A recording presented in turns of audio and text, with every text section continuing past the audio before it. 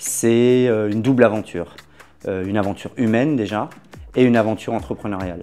Donc, qui dit aventure entrepreneuriale dit entrepreneur, un ou des entrepreneurs. Et derrière aventure humaine, il y a une histoire d'hommes, de femmes qui sont là pour créer de la valeur ensemble.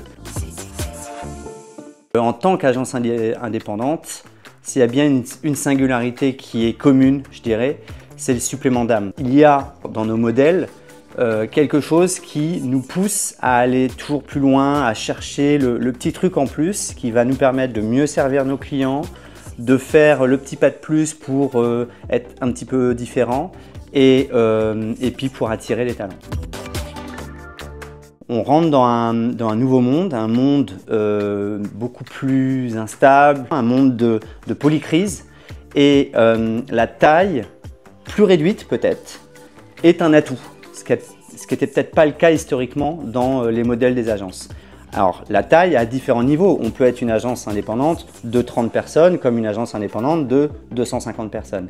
Mais comparativement à d'autres modèles, je pense que la taille plus resserrée, plus à taille humaine, plus avec des organisations peut-être plus simplifiées, est un atout pour ce nouveau monde où, d'une certaine façon, la robustesse est nécessaire pour survivre. Je vous invite à vous renseigner sur la théorie d'Olivier Amand, qui est biologiste.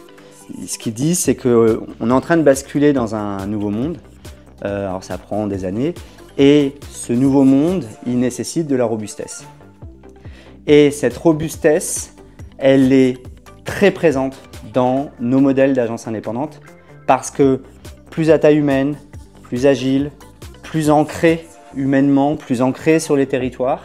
Et je pense qu'on a une carte à jouer en tant qu'agence indépendante pour construire cette robustesse.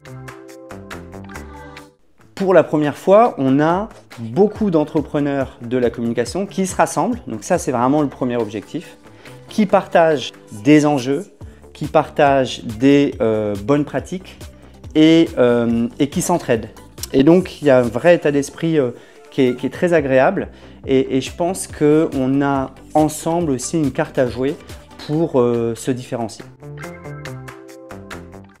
Elle nous oblige à nous reconcentrer sur ce qu'est la valeur ajoutée d'une agence, c'est-à-dire accompagner nos clients à se différencier, à créer des stratégies, des territoires qui sont différents de ses copains.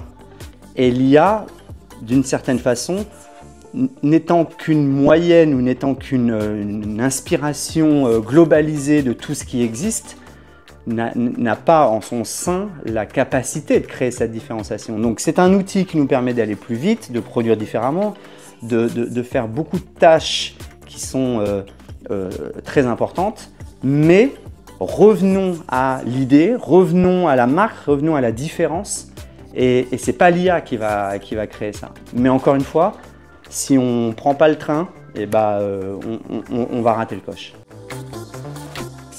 Je pense que, comme je l'ai dit, dans les agences indépendantes, il y a cet état d'esprit entrepreneurial.